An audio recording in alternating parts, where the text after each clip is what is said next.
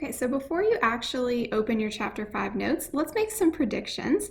So I have this graph here that's showing the amount of time it takes for a car to accelerate from 0 to 60. That's the response variable. And then we have weight on the x-axis, how heavy the car is, and then horsepower is the color. So you can see it's putting it into 5 different categories of horsepower based on the color. Okay, so here's the predictions I want you to make. First of all, think about a simple regression model. So if we were to fit this model with only weight as the predictor, what would the slope look like? Okay, then think about a multiple regression model. So here we have both weight and horsepower as predictors. What do you think the slope for weight would look like in that model? And I'll give you a little bit of a hint that you need to think about how the interpretation changes. Okay, so pause the video here and think about in each model, is the slope going to be positive, negative, or close to 0?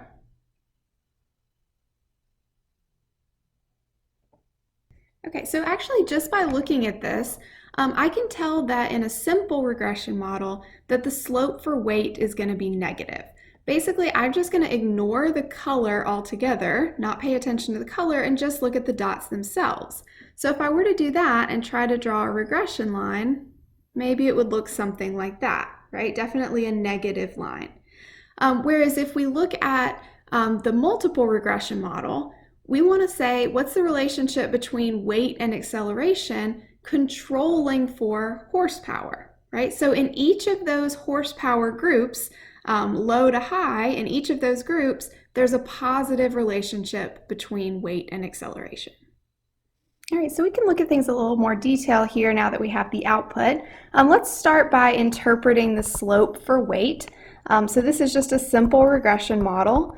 So we're going to say as weight increases by 1 unit, so we have to see what the units are. Of course, I didn't write this down. I'm pretty sure it's pounds. As weight increases by 1 pound, the predicted acceleration decreases. And that's because we have a negative slope, right? Predicted acceleration decreases by this amount, 0.0014. And remember, if your acceleration time decreases, that means that you have faster acceleration. Okay, so we already saw in the other graph why we have a negative slope here. So it would be kind of surprising that heavier cars are accelerating faster, but we already saw that that's related to the horsepower.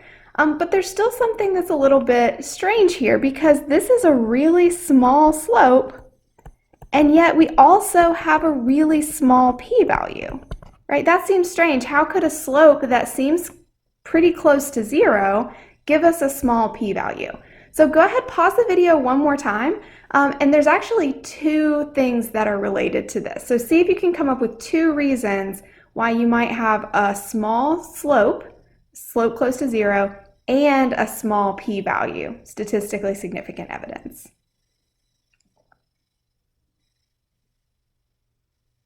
All right, so this seems like a contradiction, that we would have a slope that's really close to 0, and yet we have strong evidence that the slope is not equal to 0. So there's 2 reasons for this. One is that, remember, when you're talking about slope, units matter, which I know I was a terrible example because I didn't put the units there in pounds. But if you think about the units here, an increase of 1 pound in the context of a car is a very small increase. So we don't expect that to change very much, right? Also, acceleration, we don't have a huge range of acceleration times. So those units matter too. The other thing is that this has 392 cars. So we do have a large sample size here.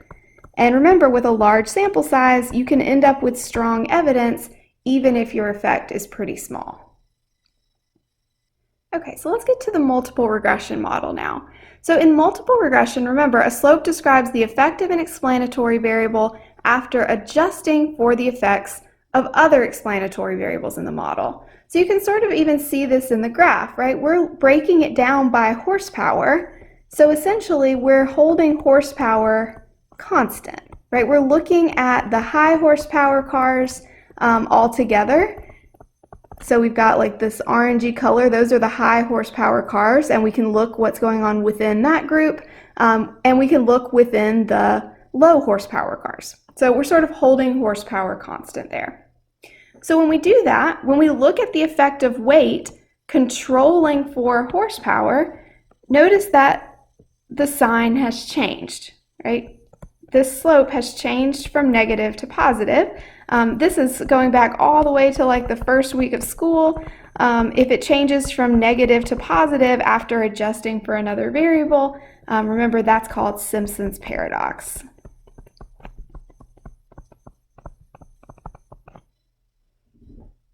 All right, so we interpreted the slope for simple regression. Let's do it now for multiple regression. And it's going to start off the same way. So we're going to start off by saying as weight increases by 1 pound, predicted acceleration now increases. So we're talking about slower acceleration times here. As weight increases by 1 pound, predicted acceleration increases by 0.0023. So far it looks the same, but we're going to add this tag, holding horsepower constant. So we've already talked about what it means to hold horsepower constant in the graph, but let's think about what it means in terms of the actual prediction equations. Basically, the idea is that you would pick a certain horsepower and just fix it there. So let's say that we're going to fix horsepower at 50. So basically we're saying at this moment, we're only going to look at cars that have a horsepower of 50. And remember, that's our x2. I'm going to write that down. x2, which is horsepower, is 50. Okay, so I'm going to plug into the prediction equation and I'm going to plug in 50. So I've got y hat is 18.44 plus 0.0023 x1 minus 0.0933, and here's my x2. I'm going to plug in 50. So notice now this is just constants, so I can put that together with the intercept, and I end up with 13.775 plus 0.0023 times x1. Remember, x1 here is weight.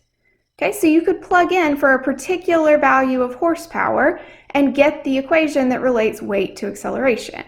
So now let's do the same thing, but let's change it to a different horsepower level.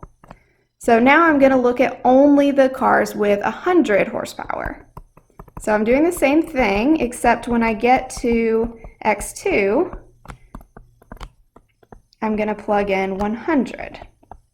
And again, this is a constant, and so it's going to be part of my intercept, and I get 9.11 plus 0.0023 times x1.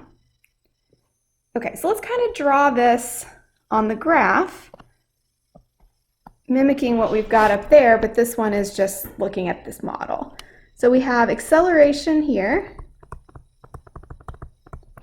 and weight on our x-axis. So let's sort of draw the line. So if we were to draw the line for x2 equals 50, horsepower equals 50, maybe it looks like that. And then the one for x2 equals 100 is parallel because it's got the same slope, but it's lower. Okay, so then this is sort of the relationship. And remember, horsepower is also related to weight. The ones that are lower horsepower tend to be lower weight, so they're further over here on the left in the graph. And then the ones that are higher horsepower tend to be higher weight. They're a little further here on the graph. If you were to draw a line between them ignoring horsepower, so this line we're ignoring horsepower, you end up with this negative line. So that's how you have the different slopes. So one thing to point out about our drawing here is that we have these parallel lines.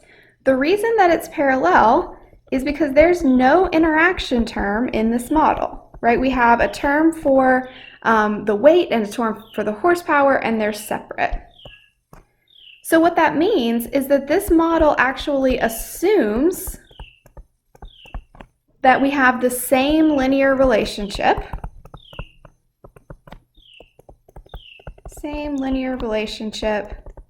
between weight and acceleration. So that's what we're looking at with the slope, the relationship between weight and acceleration. So this model assumes we have the same linear relationship between weight and acceleration for all levels of horsepower. So in other words, whatever we plug in for horsepower, we're going to get that same slope. So the key word here is that this model assumes that, right? It's not based on the data, it's based on the way we've defined our model.